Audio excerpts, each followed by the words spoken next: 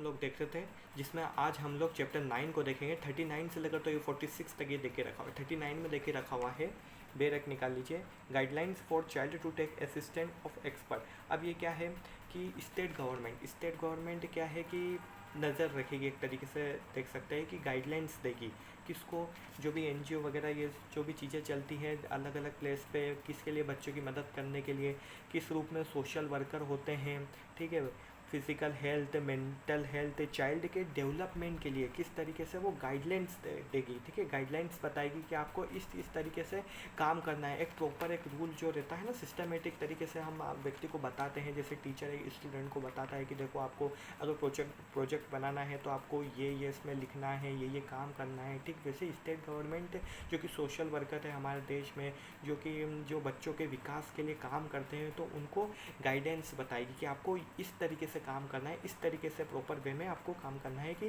बच्चे का ठीक तरीके से विकास हो सके। तो ये 39 में बता के रखा। अब उसके बाद क्या है, 40 में क्या बताया है कि लीगल प्रैक्टिशनर, यानी क्या है कि अगर बच्चे के पास अगर वकील नहीं है, कोई गाइडेंस नहीं है, ठीक है, गार्जियन नहीं है, तो ये प्रोवाइड कराएगी। 309 के 301 में सीआरपीसी के में, जो कि वो पब्लिक प्रोसिक्यूटर के बारे में बताया है। और अगर क्या है कि फैमिली के पास, उसके गार्जियन के पास अगर वो नहीं है, कोई वकील नहीं प्रोवाइड करा सकते उस बच्चे के हित के लिए, तो क्या है कि वो कहाँ से करेगा वकील, तो वो जो लीगल सर्विस अथॉरिटी होती है ना, जैसे कॉन्स्टिट्यूशन में 39A में बता के रखा हुआ, तो लीगल सर्विस अथॉरिटी वो प्रोवाइड कराएगी, वकील प्रोवाइड कराएगी, ठीक है।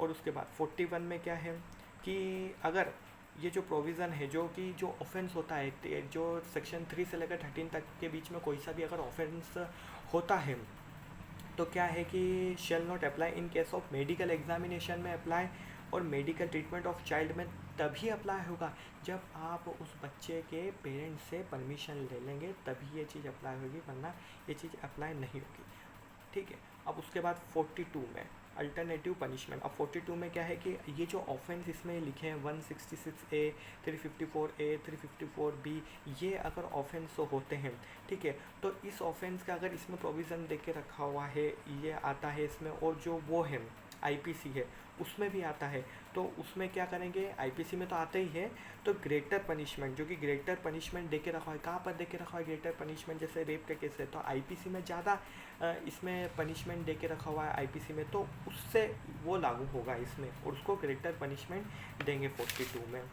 फिर 42A क्या कहता है कि अगर इस एक्ट में और दूसरे एक्ट में अगर कोई कॉन्फ्लिक्ट हो जाता है, तो किसको प्रिवेल माना जाएगा, मतलब किसको हम लोग महत्वपूर्ण देंगे कि हाँ ये वाला एक्ट लगना चाहिए, तो कौन से एक्ट को देंगे, तो ये पोक्सो एक्ट को देंगे, ठीक है, और वो अदर लोग के कॉन्फ्लिक्ट में नहीं आएगा कुछ।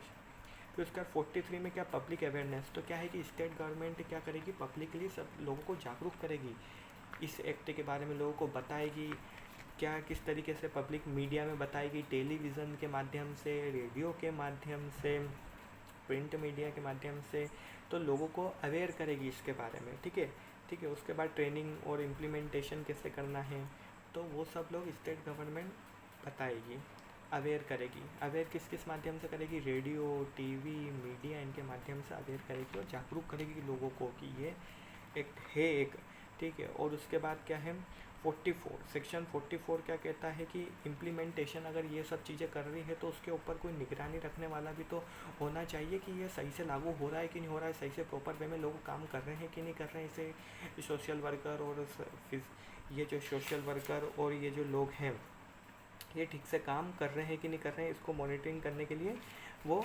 देखेगी, साइकोलॉजिकल और ये सब लोग। फिर उसके बाद क्या है, पावर टू मेक रूल। अब रूल कौन बनाएगा इसके अंदर, अगर कुछ ऐसा कॉन्फ्लिक्ट आता है और अगर ये जो सेंट्रल गवर्नमेंट उनको लगता है कि यार इसमें जो है ये प्रोविज़न ऐड करना चाहिए, या ऐसा नहीं, इसको इसमें ऐड करना चाहिए, उसको उसमें ऐड करना चाहिए, तो ये कौन रूल बनाएगा, तो सेंट्रल गवर्नमेंट रूल बनाएगी इसमें, ठीक है, ध्यान रखना, स्टेट गवर्नमेंट नहीं बनाएगी, सेंट्रल गवर्नमेंट रूल बनाएगी। तो किस तरीके से रूल बना सकती है उसको देखते हैं।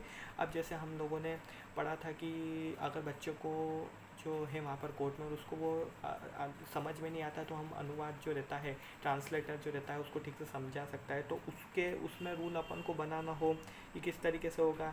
मेडिकल ट्रीटमेंट ऑफ चाइल्ड करना हो तो किस तरीके से कर सकते हैं। फ़ी पेबल ऑफ ट्रांसलेटर, एजुकेटर जो कि हमने बताया था कि मानसिक स्थिति उसकी ख़राब है, तो एक स्पेशल एजुकेटर एक्सपर्ट रहते हैं, तो उनको किस तरीके से रेगुलेट करना चाहिए, उनको किस तरीके से उनमें नियम बनाने चाहिए, तो वो इसमें बना सकती है central government. Manner of deleting और डिस्ट्रॉइंग और रिपोर्ट अबाउट पोर्नोग्राफी मटेरियल हो। उसके बाद पेमेंट ऑफ कंपनसेशन में किस तरीके से रूल बनाने हो। तो ये जो रूल बनाने की जो पावर है वो किसके पास है, वो सेंट्रल गवर्नमेंट के पास है। अब 46 जो कि आखिरी है, पावर टू रिमूव डिफ़िकल्टी। कोई भी डिफ़िकल्टी आती है, कॉन्फ्लिक्ट हो जाता है, तो कौन करेगा इसको सही, तो सेंट्रल गवर्नमेंट सही करेगी, ठीक है। यानी सेंट्रल गवर्नमेंट से कि पास ये पावर है। तो ये हम लोगों ने देखा। तो चैप्टर 9 भी ख़त्म हो गया। उसके बाद ये शेड्यूल दे के रखा हुआ है कि armed force, security force constituted under, तो ये जो भी आर तक देख के रखा हुआ है ये आर्म फोर्स के अंतर्गत ये आएंगे। तो ये जो पॉक्सो एक्ट है, आज हम लोगों ने पॉक्सो एक्ट पूरा ख़त्म कर लिया है।